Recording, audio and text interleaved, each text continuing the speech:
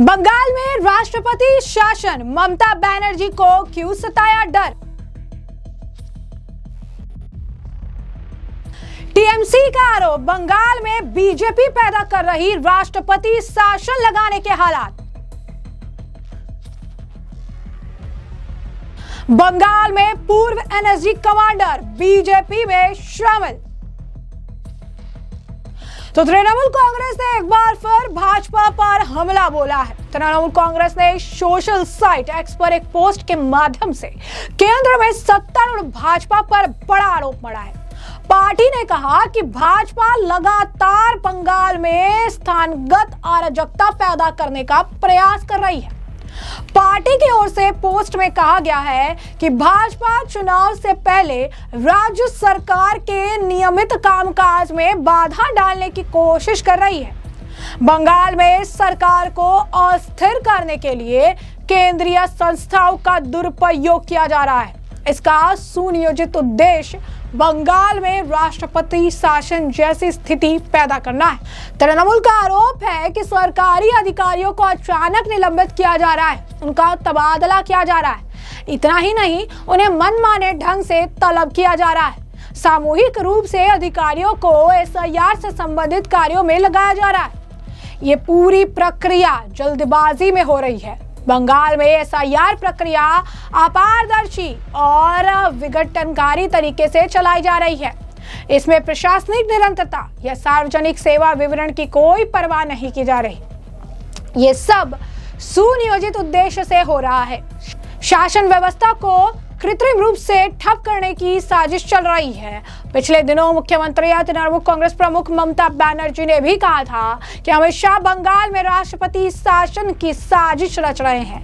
भाजपा राष्ट्रपति शासन थोपकर सत्ता हथियाने की कोशिश कर रही है। केंद्रीय गृह मंत्री अमित शाह की चाल को विफल करने के लिए उन्होंने चुनाव आयोग को एसआईआर की अनुमति दी है। ममता बनर्जी ने कहा कि अगर हमने पश्चिम बंगाल में एसआईआर की अनुमति नहीं दी होती तो केंद्र के लिए राष्ट्रपति शासन लगाने के हालात पैदा हो सकते थे और ये चाल अमित शाह की थी। उन्होंने कहा कि ये शाह की चाल थी, लेकिन वो हताश हो चुके हैं। वहीं दूसरी तरफ पश्चिम बंगाल में इसी साल विधानसभा चुनाव होने हैं और इससे पहले प्रदेश की राजनीति में बड़े उलटफेर होने शुरू हो गए। आज कोलकाता में नेता प्रतिपक्ष शुभेंदु अधिकारी और बीजेपी प्रदेश अध्यक्ष श्यामिक भट्टाचार्य की मौजूदगी में कुछ जाने माने लोग भारतीय जनता पार्टी में शामिल हुए। इसमें पूर्व एनएसजी कमांडर और अंडरकवर एजेंट रहे दीपांजन चक्रवर्ती, सीआरपीएफ के पूर्व डीएसपी विप्लव विश्वास और पूर्व कद्दावर वामपंथी मंत्री खीति गोस्वामी की बेटी कस्तूरी गोस्वामी शामिल है। इस दौरान प्रेस कॉन्फ्रेंस में शुभेंदु अधिकारी ने टीएमसी के निलंबित विधायक और जनता उद्यान पार्टी के मुखिया हुमायूं कबीर पर विस्फोटक आरोप लगाए। शुभेंदु ने दावा किया कि मुर्शिदाबाद में बाबरी मस्जिद की नींव रखने से पहले हुमायूं कबीर 7 दिनों तक बांग्लादेश में थे। जी हाँ, बिल्कुल सही सुना आपने। ये विस्फोटक आरोप जो है उनके द्वारा लगाए गए और इस विस्फोटक आरोप ने सभी का, आप कह सकते हैं कि एक तरह से होश उड़ाने का काम किया। Humayun Kabir state bank of India के अकाउंट से पैसे ले रहे हैं, उस अकाउंट में बांग्लादेश से पैसे आ रहे हैं और इसकी जांच होनी चाहिए। क्या कुछ और कहना उनका, सुनिए। হাসান ইমরান যিনি রাজ্যসভায় গেছিলেন তার যে সিমি যোগ সেটা বাংলাদেশ রিলেটেড। এই তথাকথিত বাবরি মসজিদের শিলান্যাসের আগে, নতুন দল গঠনের আগে 7 দিন বাংলাদেশে কাটিয়েছেন হুমায়ুন কবির। হুমায়ুন কবির বাবরি মসজিদের যে অর্থ সংগ্রহ করেছেন থ্রু আমাদের স্টেট ব্যাংক অফ ইন্ডিয়ার ব্যাংকের এতে, তার 50% বেশি অর্থ বাংলাদেশ থেকে এসেছে।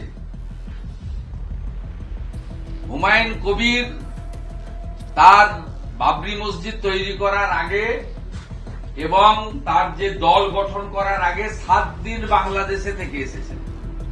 হুমায়ুন কবিরই বলতে পারবে। এবং হুমায়ুন কবির বাংলাদেশের জামাত, মমতা ব্যানার্জি সেতু। অতএব আপনারা যারা রাষ্ট্রবাদী আছেন, হিন্দুরা তো বটেই, রাষ্ট্রবাদী মুসলিমরাও এগিয়ে আসুন। এটা দেশের সুরক্ষার প্রশ্ন, বাংলার সুরক্ষা। कि वो एसडीपीआई के साथ अलायंस करेंगे, पर हम जानते हैं कि एसडीपीआई पीएफआई का ही एक संस्था है जो पीएफआई को बैन किया हुआ एनआईए, पर उस एसडीपीआई के साथ वो अलायंस करके चुनाव में लड़ेंगे, क्या कहेंगे आप? क्या करने का बात ही नहीं, मैं बता दिया थोड़ी देर पहले।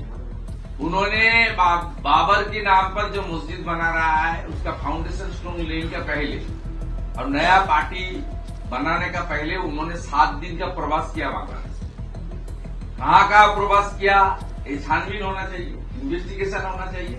और थ्रू बैंक उनका जो रुपया आया, करोड़ सौ रुपया ये मस्जिद बनाने के लिए, उसमें बांग्लादेश से कितना रुपया आया, कौन कौन रुपया दिया है, उनका भी छानबीन होना चाहिए। स्टेट बैंक को लिस्ट डिक्लेयर कर देना चाहिए बांग्लादेश का कौन कौन है, वहां उसका लिंकअप किसका किसका है।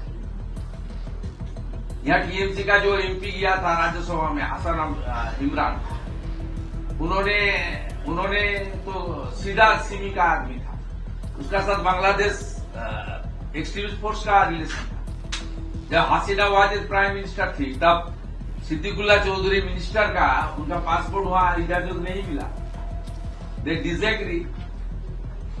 सब पता है खगड़ागढ़ में कौन इन्वॉल्व था। हरिहरपाड़ा खाजेरी मदरसा में जो 7 से को अंसारुल बांग्ला को अरेस्ट किया वो कौन था। ये इतना सारा सबूत होने का बाद भी इसमें ज्यादा बोलने का तो कोई जरूरत ही नहीं है। इसलिए ममता बनर्जी 550 किलोमीटर एरिया में जमीन नहीं दे रहा है बीएसएफ को फेंसिंग लगाने के लिए। इसका पीछे क्या मकसद है तो पूरा सबको पता है। तो जैसा कि आपने उनका बयान सुना, आपको बता दें कि पिछले चुनावी समीकरण आखिर क्या रहे थे, क्योंकि बंगाल में अब चुनाव के मद्देनजर चीजें जो है दिलचस्प होती जा रही है। अब कड़ा मुकाबला देखने के लिए मिल रहा है और ऐसे में बंगाल विधानसभा की कुल 294 सीटें हैं, जो पिछले 2021 के चुनाव में ममता बनर्जी के नेतृत्व वाली टीएमसी ने एक तरफा जीत हासिल की थी। कुल 294 में से 292 सीटों पर हुए चुनाव में टीएमसी ने 213 सीटों पर जीत दर्ज कर स्पष्ट बहुमत हासिल किया था। इस चुनाव में टीएमसी का वोट शेयर लगभग 48% रहा। वहीं बीजेपी राज्य में मुख्य विपक्षी दल बनकर उभरी और उसने 77 सीटों पर कब्जा जमाया। इस बार बीजेपी का लक्ष्य सीट को और ज्यादा बढ़ाना और 100 के पार लेकर जाना है।